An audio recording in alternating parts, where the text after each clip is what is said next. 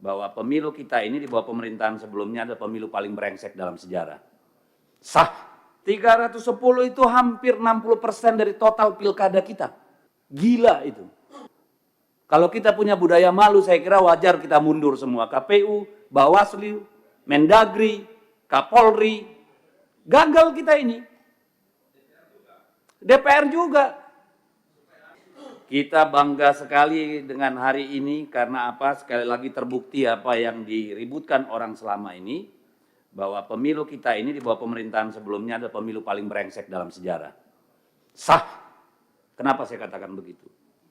545 daerah pilkada. Oke? Total putusan itu menyangkut 310. Bukan berarti di luar 310 nggak ada masalah. 310 itu hampir 60% dari total pilkada kita. Hampir 60%. Gila itu. Saya nggak tahu kita punya hak nggak untuk duduk lagi di ruangan ini semua. Kalau kita punya budaya malu, saya kira wajar kita mundur semua. KPU, Bawaslu, Mendagri, Kapolri. Gagal kita ini. DPR juga. Supaya adil. Nggak apa-apa, kalau perlu kita mundur berjamaah, saya siap. Supaya sebagai tanggung jawab kita terhadap bangsa ini loh. Hampir 60% pilkadanya bermasalah. Berarti yang tidak dipersoalkan itu hanya 235 daerah. Bukan berarti tidak ada masalah. Dari 235, 37 itu kota kosong. Berarti hanya 198 daerah. 198 daerah itu bukan tidak bermasalah. Either pelanggarannya terlalu masif sehingga tidak bisa dibuktikan, atau orang udah capek. Sekarang rakyat disuruh bayar lagi 1 triliun. Buat kelalaian kita semua. Yang benar aja kita ini tanggung jawab kita di mana? Masalah SKCK, ijazah, administrasi yang tanggung jawab siapa? KPU dong, mundur. Pecat semua yang di daerah itu, Pak DKPP. Putusan MK jelas, semuanya habis. Kalau nggak ada yang tanggung jawab, yang jaga republik ini siapa? Masa iya urusan remeh-temeh begini, ijazah palsu, masa jabatan, kayak keledai kita. Berulang-ulang masuk lubang yang sama. Ini soal kualitas. Secara administratif aja kita gagal. Gimana secara substantif? Ini keterlaluan kalau menurut saya. Hampir 60% pilkada bermasalah. Rakyat disuruh bayar lagi. Kepala daerah suruh tarung lagi. Dari mana uangnya? Minjem, jual, gadai. Besok-besok korupsi semua Bapak Ibu. Yang salah siapa? Karena kita tidak melaksanakan tanggung jawab kita. Nanti kita teriak, kepala daerah koruptor. Muaranya di sini. Ketidakmampuan kita menjaga pemilu yang jurdil, bikin pelanggaran di mana-mana. Dan kita harus bayar itu semua. Enak banget. Apa yang mau kita sampaikan, Pak?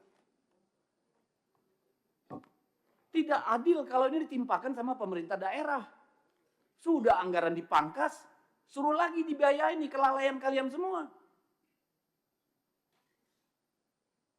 Tidak akan ada gugatan kalau Gakumdu itu benar-benar kerja.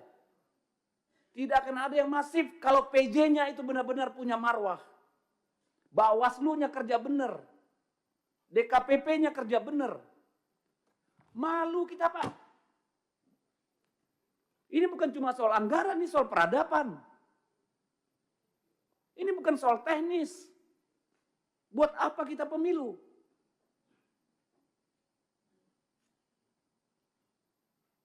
Jadi kalau Pak Ketua KPU nggak merasa bersalah, Pak, nggak tahu lagi saya, Pak. Kalau Bawaslu menganggap ini bukan salahnya dia, bingung saya. Kalau Kemendagri nggak merasa ada kekurangan di pihaknya, wah kebangetan. Demikian juga Polri. Buat apa kita diskusin anggaran? Anggaran Kemendagri aja potong. Masa disuruh daerah lagi potong? Nggak adil. Saya benar-benar saya berharap ini forum refleksi Bapak Ibu. Yang benar lah kita ngurus negara ini, ngurus republik ini. Masa hampir 60% pilkadanya bermasalah?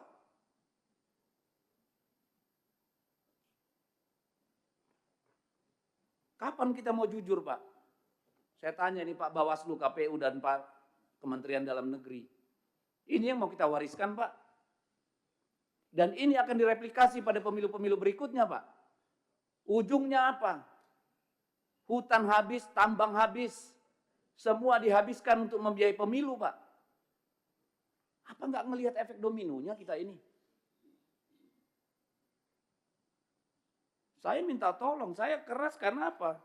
Ini soal bangsa ini. Bukan soal teknis kurangnya anggaran, Bapak Ibu. Siapa yang jamin PSU pertama nanti tidak ada PSU kedua? Kita pernah ngalami sampai 3 kali PSU di Maluku Utara. Siapa yang bisa jamin? Akhirnya kepala daerah yang terpilih pun gak legitimate. Yang milih nanti 20%, 30%. Cari uang lagi mereka untuk money politik. Untuk sembako. Garbage in, garbage out. Sampah masuk, sampah keluar. Kalau mau kita mundur bareng-bareng, ayo mundur. Tanggung jawab sama negara ini. Kayak mana kita ini? Saya nggak merasa punya martabat jadi DPR kayak begini hasil pemilunya, Pak. Jujur aja, Pak. Ibu, saya nggak punya kemampuan untuk menerima ini. Begini yang kita hasilkan. Kita semua bagian dari persoalan. Ini bukan cuma soal jabatan. Tanggung jawab kita pada anak-anak kita, Bapak Ibu. Masih ada nggak itu di dada kita? Masih ada nggak sih? Yang begini ini mau kita wariskan. Ini anggota DPR nih semua ini babak belur, Pak. Berdarah-darah, Pak. Kemarin pemilu. Pemilu berikutnya. Siapa yang berani bertarung di DPR, Pak?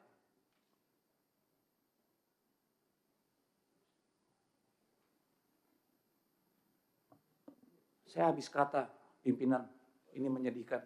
Kalau kita tidak melakukan koreksi pimpinan, besok-besok jadi anggota dewan tuh perlu 50-100 miliar pimpinan. Jadi kepala daerah butuh 200 miliar. Tolonglah.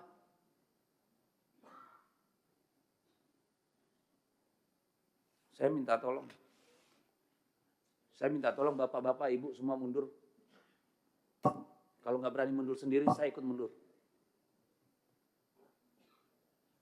Nggak benar begini. Terima kasih Pak Dedi.